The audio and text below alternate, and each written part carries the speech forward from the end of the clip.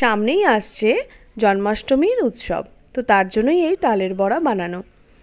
দেখো, প্রথমেই বাজার থেকে খুব সুন্দর একটা পাকা এরকম কালো দেখে তাল কিনে নেবে। লাল তাল যেন ভুলেও কিনো না, কারণ লাল তাল অনেক সময় তেতো হতে পারে। তারপর বাড়িতে এনে এরকমভাবে খোসাগুলোকে ছাড়িয়ে নিতে হবে।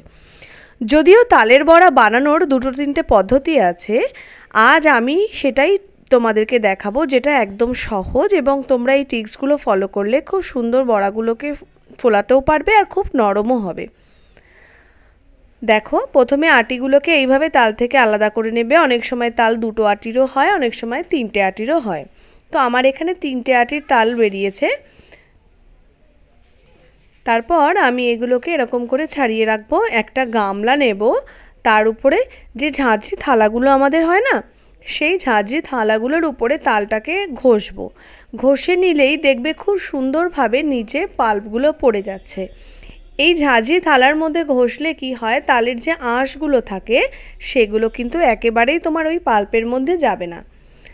তার ফলে কি হয়, যখন আমরা বড়াগুলো খাই তখন আঁশগুলো না বাঁধার ফলে বড়াগুলো আরও ভালো হয়। দেখো কি সুন্দর পাল্পগুলো পড়ে যাচ্ছে, খুব সুন্দরভাবে পাল্পগুলো এর থেকে বেরিয়ে আসবে। যখন সম্পূর্ণটা বার করা হয়ে যাবে তখন আমি এর মধ্যে 1 কাপ চিনি অ্যাড করে দেব। চিনিটা আগে দিচ্ছি তার কারণ চিনিটা দেওয়া হয়ে গেলে তালটার রসে চিনিটা পুরোপুরি গুলে যাবে। এর ফলে যখন আমি বড়াটা ভাজবো তখন এর রঙটাও সুন্দর আসবে আর চিনির কোনো দানা দানাও থাকবে না, বা তালের বড়ার রঙটাও খুব সুন্দর আসবে।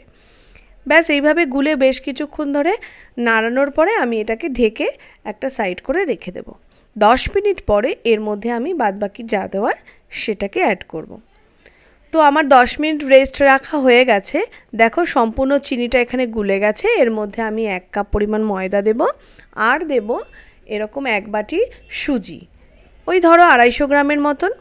শুধু সুজি আর অল্প একটু ময়দা দিয়ে কিন্তু করব। তোমরা দেখেছো আমি কিন্তু এখানে জল ব্যবহার করিনি। আর দিচ্ছি একটু কালো জিরে। তোমরা চাইলে এর মধ্যে একটু নারকেল কুড়াও অ্যাড করতে পারো, আমার কাছে ছিল না তাই আমি আর দিইনি।